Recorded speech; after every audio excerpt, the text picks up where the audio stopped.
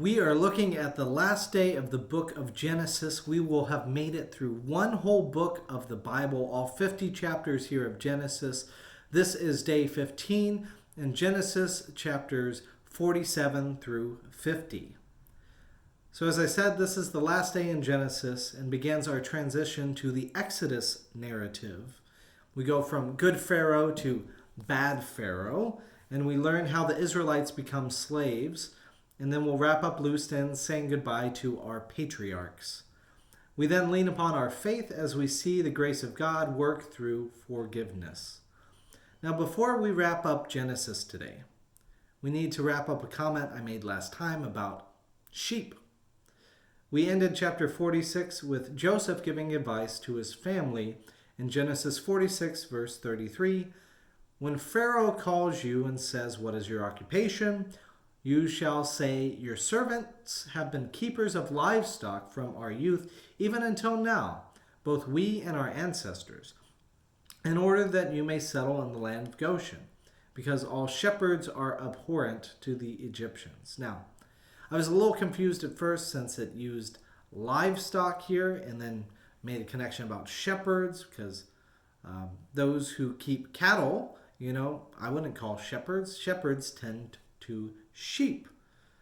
Now, upon reflection, I believe the term cattle here is used generically, which is why both the NIV and the NRSV translate the word as livestock.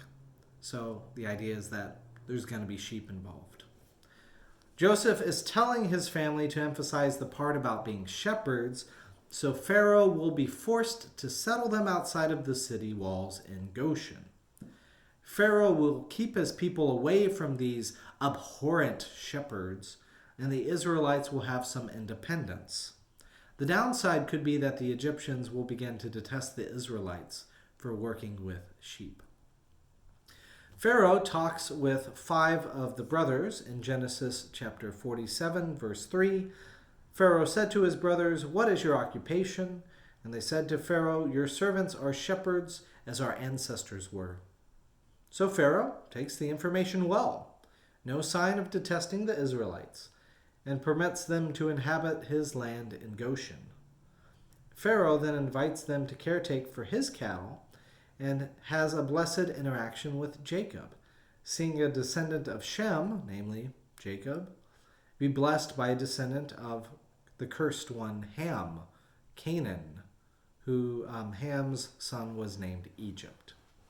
So in Genesis 9, verse 24, when Noah awoke from his wine and knew what his youngest son had done to him, he said, "Cursed be Canaan, be Ham, lowest of slaves shall he be to his brothers." He also said, "Blessed by the Lord be the God of Shem, and let Canaan be his slave." We mention those two names because here it will be a temporary reversal of fortunes, because the descendant of who is cursed, the youngest son of Noah, Ham, and his descendants in the Egyptians, they will be the ones who enslave the descendants of Shem, the Israelites. So things will be flipped around as it was there. But that's all setting the stage for the Exodus story. Now, moving back to our current time, we see that the famine becomes so severe that the people of the land have no choice but to give away all their money, all their livestock, and finally their bodies and land, as it says in verse 18. Now, in this way, Pharaoh owned everything in the area except for the priests. Pharaoh institutes a 1/5 tax in exchange for keeping the people fed and alive. In Genesis 47, verse 25, it says, "They said, 'You have saved our lives. May it please my Lord, we will be slaves to Pharaoh.' So Joseph made it a statute concerning the land of Egypt, and it stands to this day, that Pharaoh should have 1/5. The land of the priest alone did not become Pharaoh's." So after this, Jacob gets his family in order. He had Joseph swear to "do not bury me in Egypt," and then he makes Joseph's children have equal shares with the tribes of Joseph's 11 brothers. Now, remember again, the priest, right? The tribe of Levi they will not get land in the dispersal in the promised land. So Jacob then blesses Ephraim before Manasseh, continuing the tradition of the younger getting blessing and that birthright blessing. Different than the older, because Isaac inherits the blessing instead of Ishmael. Jacob, the younger, inherits instead of Esau, and Joseph instead of his brothers. We'll see that Solomon, even King Solomon, younger than his brothers. King David, the great king, younger than his brothers as well too. And now Ephraim will receive it first instead of Manasseh. Let's move on to chapter 49.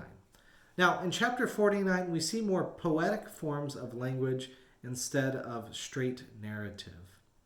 We have a breaking down of each of the brothers' blessings and statements.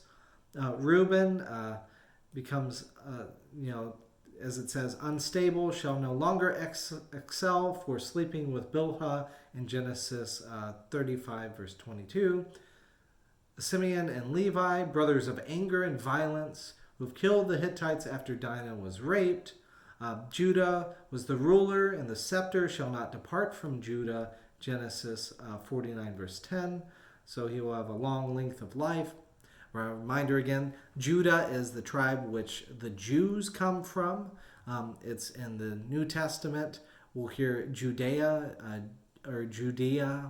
will be the name the Romans give for that area. So Judah will be the one through which the kings come and lead, and the area becomes known for the Jews. Zebulon, the seaside manor, only one verse mentions him. Issachar, it talks about forced labor. Dan, it says he will judge his people, and a snake by the roadside. Gad is a raider. Asher will have rich food. Naphtali will have beauty. Joseph is a fruitful tree, a resilient and blessed. And Benjamin is a ravenous wolf.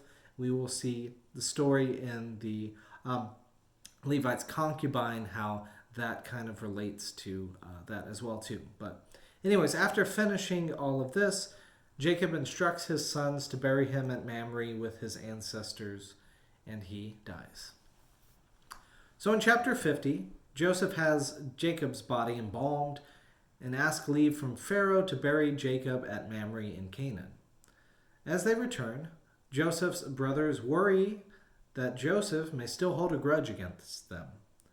They instruct him that Jacob had actually said to forgive them. Regardless of whether Jacob said it, Joseph preserves life again by extending grace to their guilt. In Genesis 50, verse 19, Joseph, the resilient one, the one who is forgiving, said to them, "Do not be afraid. Am I in the place of God? Even though you intended to do harm to me, God intended it for good, in order to preserve a numerous people as he is doing today. So have no fear. I myself will provide for you and your little ones." And in this way he reassured them, speaking kindly to them. So, as we come to the conclusion of Genesis, we kind of leave with two things. First, the blessings and salvation of God intending good even in the midst of human dysfunction, because there's been a lot of it in the book of Genesis.